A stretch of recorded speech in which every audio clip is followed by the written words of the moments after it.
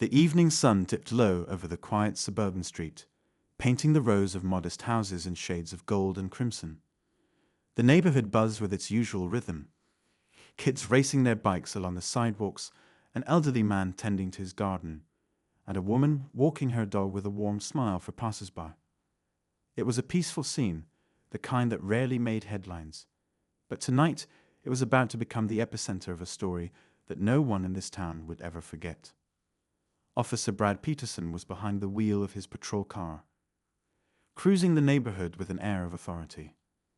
His jaw tightened as he glanced out the window, his sharp eyes scanning every face, every movement.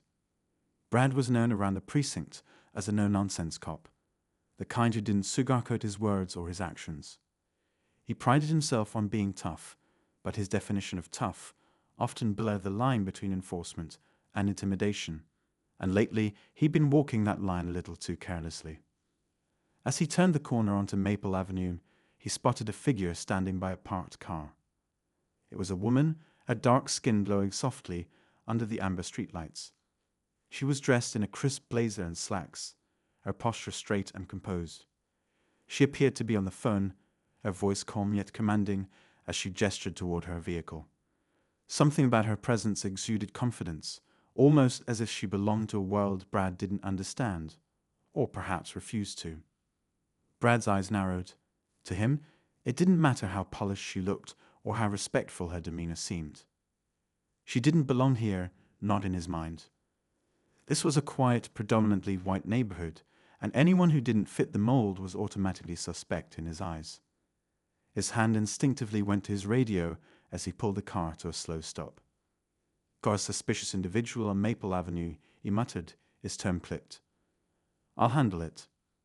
Brad stepped out of the car, his boots crunching against the gravel as he approached her. The woman ended her call and turned to face him, her expression unreadable but far from intimidated. She didn't flinch as he closed the distance between them, towering over her with a presence that many found oppressive.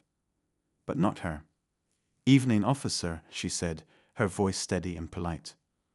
Brad ignored her greeting. "What are you doing here?" he demanded, his tone sharp and accusatory. She raised an eyebrow, clearly unamused by his hostility. "I'm parked here, officer. Is there a problem?" Brad crossed his arms, his eyes scanning her face for any sign of nervousness. But there was none. Instead, she held his gaze with a quiet strength that only seemed to irritate him further. "You got ID," he barked. Without hesitation, she reached into her bag and produced a sleek wallet, flipping it open to reveal her identification. But Brad didn't even glance at it. Instead, he snatched it from her hand, his grip rough and dismissive. "You think you can just stroll into this neighborhood and act like you own the place?" He sneered, his voice laced with disdain. "What's your business here?" Her eyes darkened slightly, but she remained calm. "I was just finishing up a meeting nearby and stopped to make a phone call before heading home."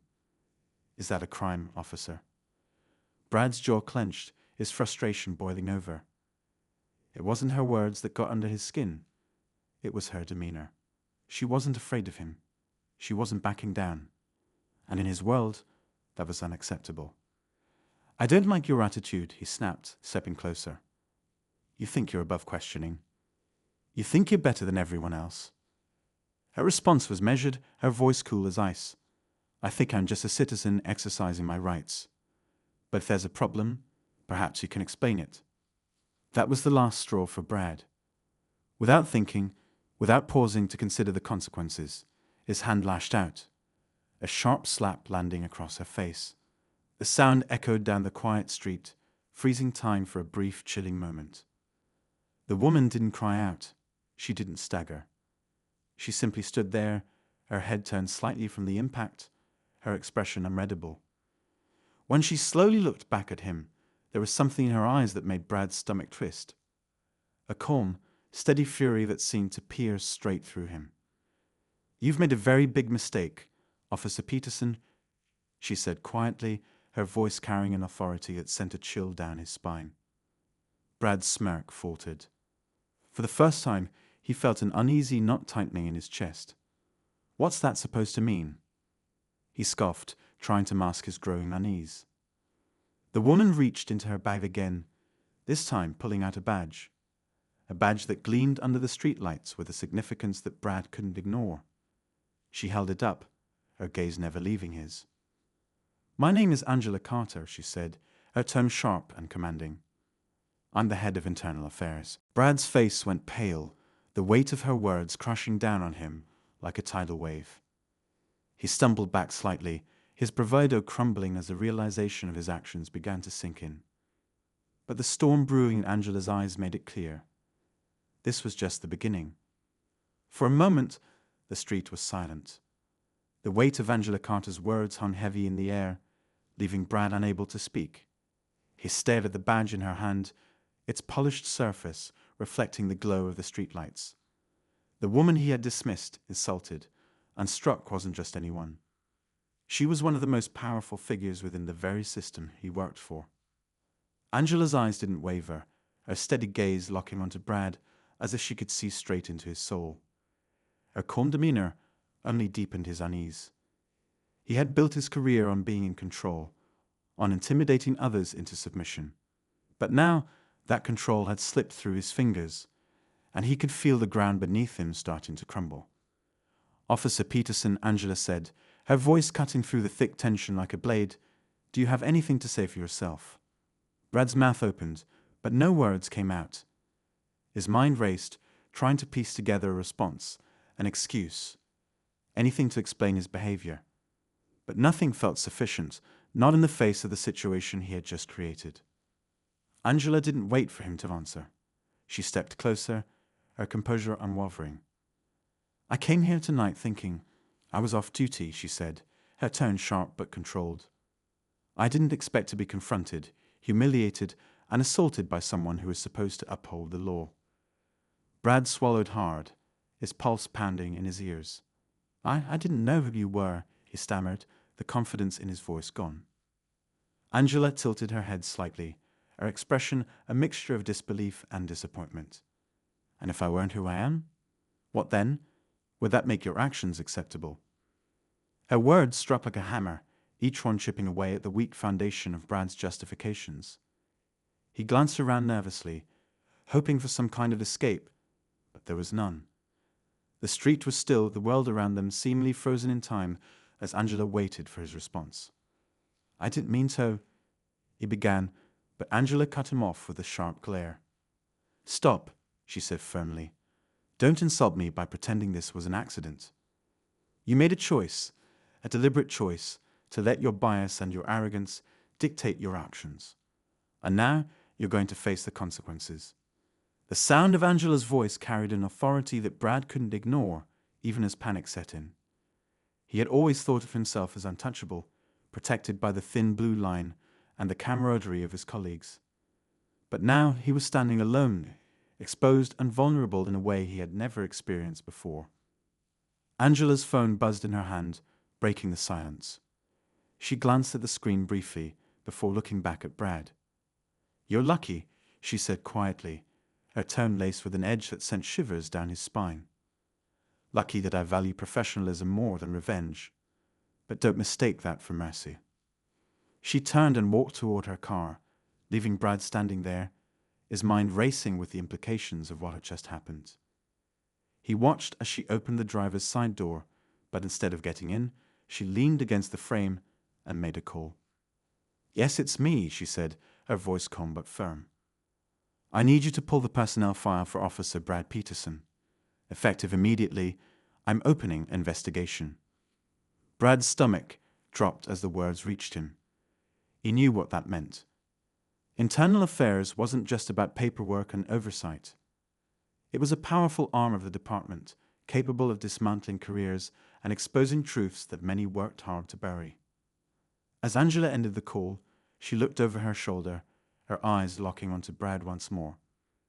"Go back to your car, Officer Peterson," she said, her tone icy. "And think carefully about every decision you've made tonight. Because soon you'll be answering for all of them." Brad hesitated for a moment before turning and retreating to his patrol car. His hands trembled as he gripped the steering wheel, his mind a chaotic swirl of fear, anger, and regret.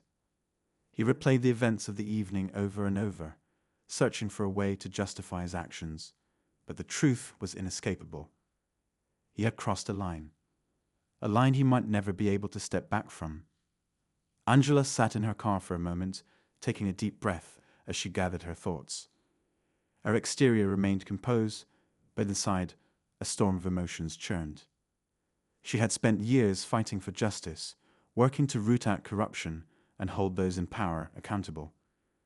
But encounters like this still stun. The blatant disrespect, the casual cruelty, it was a reminder of how far society still had to go. She started the engine, her hands steady on the wheel as she pulled away from the curb. But as she drove, her mind wandered back to her own journey, how she had risen through the ranks, navigating a system that wasn't always welcoming to someone like her. She thought about the sacrifices she had made, the battles she had fought, and the people who had tried to undermine her at every turn. Her phone buzzed again, pulling her from her thoughts. She glanced at the screen and saw a message from a trusted colleague. "We've got his file. It's worse than we thought. Call me when you're ready." Angela's grip tightened on the wheel. She had suspected there was more to Brad Peterson than met the eye. His behavior tonight wasn't just about her. It was likely a symptom of something much deeper, something that had been allowed to fester unchecked. And now it was her responsibility to bring it all to light. The road ahead was clear, but Angela knew the path she was on would be anything but easy. She wasn't just up against one officer. She was up against a culture, a system, and a legacy of complacency that had protected people like Brad for far too long. But she also knew she wasn't alone. She had allies, people who believed in her mission, and a determination that couldn't be shaken. As she turned onto the main highway, her mind was already racing with plans. This wasn't just about holding Brad accountable. It was about sending a message that no one, no matter their rank or status, was above the law.